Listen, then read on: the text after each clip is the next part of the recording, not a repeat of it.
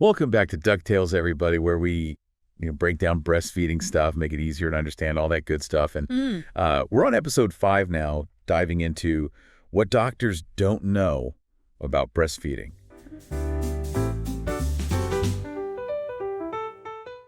Today, we're going to kind of shift gears a bit and look at something that seems obvious on the surface, but it gets complicated real quick. We're diving into chapter 4 of what doctors don't know about breastfeeding.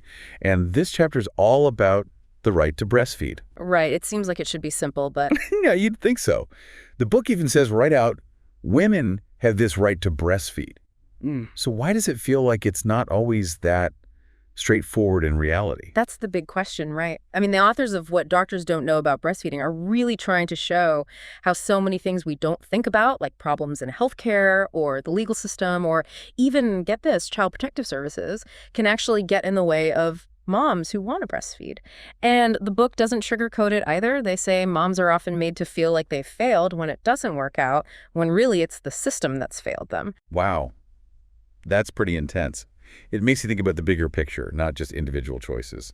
So what are some situations where this right is actually, challenged? Well, one area the book spends a lot of time on is medical misinformation. There are all these medical situations where mothers are told to stop breastfeeding, even though it's totally possible to keep going with the right support. Really? I'm surprised to hear that. What kind of situations are we talking about here? So, for example, the book talks about mothers of babies with a cleft palate. They're often told, oh, you can't breastfeed because of latch problems. And yeah, it's true, latching can be harder. But the book makes it clear that with the right help and guidance, lots of mothers can successfully breastfeed infants with cleft palates. So it's not about just accepting the limitations, but actually finding ways around them. Exactly. Another example is mothers who've had breast reduction surgery. There's this idea out there that after that surgery, breastfeeding is impossible. I can see why people would think that. But is that always true? Not necessarily. Breast reduction surgery can affect your milk supply depending on what they do, but the authors emphasize the importance of supplementing at the breast. Even if a mother can't produce all the milk, it's still about the bonding and comfort, you know? They even tell the story about a mother who breastfed twins for 6 months, even after having breast reduction surgery. That's amazing. It really shows that what we think are limitations might not be, with the right help and information. And maybe sometimes doctors are too quick to dismiss breastfeeding without looking at all the options. Definitely. The book is all about questioning those assumptions and looking for real evidence when it comes to breastfeeding. And these medical misconceptions are just part of it. It also gets into some of the psychological baggage surrounding breastfeeding and how that can affect a mother's experience. Right. There's still so many old-fashioned views about breastfeeding that can make mothers feel judged or discouraged. What kind of psychological things does the book talk about? Well, one big one is this fear of creating overdependent children by breastfeeding. Oh, I've heard that one. Like if you breastfeed too long, the kid will be clingy or something. Yeah. Seems outdated. It is. The book pushes back on that, saying it's about responding to your child's needs, regardless of how you feed them. So trusting your instincts as a parent, not sticking to rigid schedules just because of some idea. Right. And some of the misconceptions about breastfeeding are even more harmful. The book quotes a French child psychiatrist who literally said that extended breastfeeding is the same as sexual abuse. That's a really disturbing thing to say. To compare a natural way of nurturing a child to something so harmful, it's just wrong. And it creates this stigma that can make mothers afraid to breastfeed. Yeah, it shows how ingrained these negative ideas can be, even among people who should be supporting breastfeeding mothers. So we need more education and open discussion to get rid of these stereotypes. But the challenges go even further, right? The book also talks about how the legal system can make breastfeeding harder, especially in custody battles. Absolutely. That's where the right to breastfeed often clashes with legal stuff. Judges often don't even think about the needs of breastfeeding babies and toddlers when they decide custody arrangements.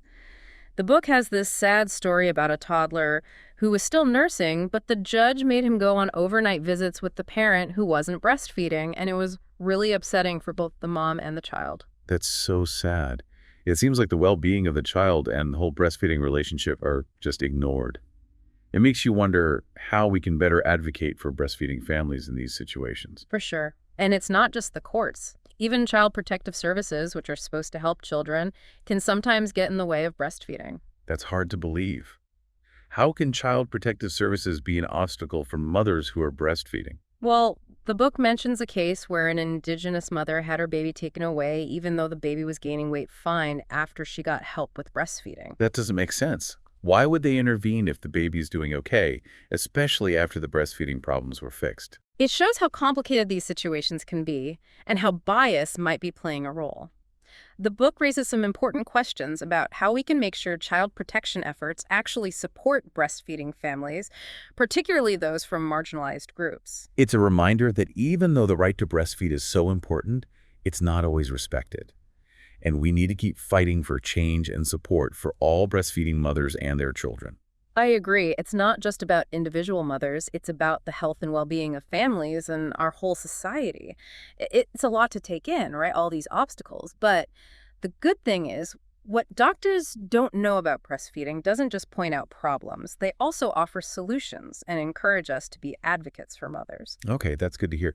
It feels like so much of what we've talked about is like built into the system. So where do we even start to make things better for breastfeeding moms? The book really stresses education, not just for mothers, but for healthcare providers, too. A lot of the problems come from people just not understanding breastfeeding. Makes sense. If doctors and nurses don't have all the information, they can't give the best advice or know where to send mothers for help. Exactly. And mothers need to be empowered with knowledge, too.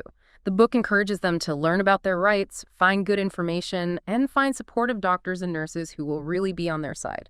So it's about being informed and speaking up for yourself and your baby, not just accepting whatever you're told. Right. And it goes beyond just one-on-one conversations. We need to push for bigger changes in the system. The book talks about how we need better policies in hospitals, legal systems, and child protective services. So things like making sure hospitals have lactation consultants available, teaching judges about breastfeeding families in custody cases, and training child protective service workers to be more sensitive to the needs of breastfeeding mothers. That's it. It's about creating a culture that actually values and protects breastfeeding. And it takes everyone working together, mothers, healthcare providers, people who make policies, and society as a whole. It's a big job, but it sounds important.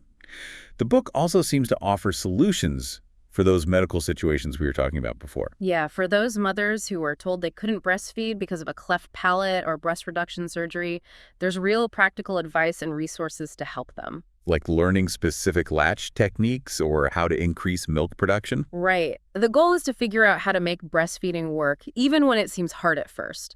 It's about not giving up. I love that. It's about focusing on what you can do, not what you can't. Exactly. And it goes beyond just medical challenges. The book gives suggestions for dealing with those harmful psychological ideas that can be so damaging. Like the beliefs that breastfeeding creates clingy kids, or that it's sexual. It's crazy those are still around. I know. But the authors encourage people to talk about these things openly and honestly, to challenge those stereotypes and create a more positive and informed view. It's about making breastfeeding normal. Not just a biological thing, but a beautiful and natural part of being a mother. Exactly. And that should be true in all parts of life, even when things get legal. Yeah, those custody cases where breastfeeding families often get overlooked. What does the book suggest doing about that? The key is more awareness and education in the legal system. Judges and lawyers need to understand the needs of breastfeeding families so they can make decisions that are best for the child. So taking into account things like the benefits of breastfeeding, the impact of disrupting that bond, and the fact that it's not as simple as just switching to formula. Right. It's about understanding that breastfeeding is a complex relationship with so many benefits for both the mother and the child. Benefits that go beyond just food. And that understanding needs to reach child protective services, too.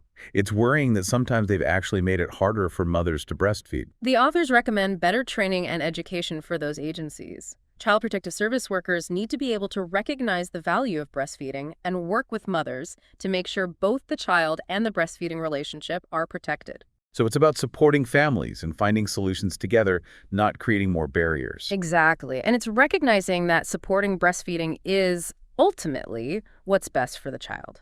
So for our listeners out there, if you're running into roadblocks with your right to breastfeed, what's the biggest takeaway from all this?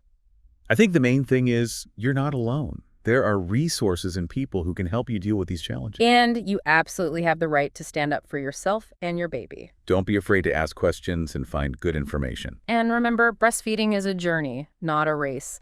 There will be ups and downs. But if you have the right support and knowledge, you can overcome those obstacles and experience all the great things about breastfeeding. This chapter has been really eye-opening, hasn't it? It definitely has. It shows that the right to breastfeed, even though it's so basic, is not always easy. But it's a right worth fighting for. I agree. And that fight starts with awareness, education, and making sure there's a supportive environment for all families who choose to breastfeed. We've been talking about all the challenges and some possible ways to address them, but what doctors don't know about breastfeeding reminds us of something really important. This isn't just about mothers, it's about children too. Yeah, that's a huge point. The book highlights this quote from UNICEF that says, "Every child has the right to good nutrition, and breastfeeding is a crucial part of making that happen." So we're talking about basic rights, not just choices, and making sure children have the healthiest start in life. It's a much bigger picture than we usually think about. It is. The book wants us to build a society that doesn't just protect the right to breastfeed, but actively supports and encourages it. So instead of seeing it as a burden, we should see breastfeeding as an investment in the health of future generations. Exactly. This chapter asks us to think differently about breastfeeding. It's not just a personal decision, but a responsibility we all share. It gives us the power to advocate for change, to challenge those ideas and misconceptions that make it harder for mothers to breastfeed. It's a call to action for everyone, no matter who you are. Whether you're a mother, a healthcare provider, someone who makes policies, or just someone who cares about the well-being of children. This deep dive into the right to breastfeed has been so insightful. There's obviously still a lot to do, but there's also this growing movement to make breastfeeding something that's truly supported and valued. Before we wrap up, I want to leave our listeners with something to think about. How can we as individuals and as a society do a better job of supporting mothers who want to breastfeed? How can we meet the needs of both mothers and their children? It's a question we should all be asking ourselves. That's a great question to end on. And speaking of questions, in our next episode of DuctTales, we're tackling a topic that's often really controversial. We're diving into Chapter 5, Is Breastfeeding Risky? Be prepared to have your assumptions challenged and see what the evidence actually says. It's going to be a good one. We hope you'll join us. Until then, keep those minds curious and those hearts open. Thanks for listening to DuctTales.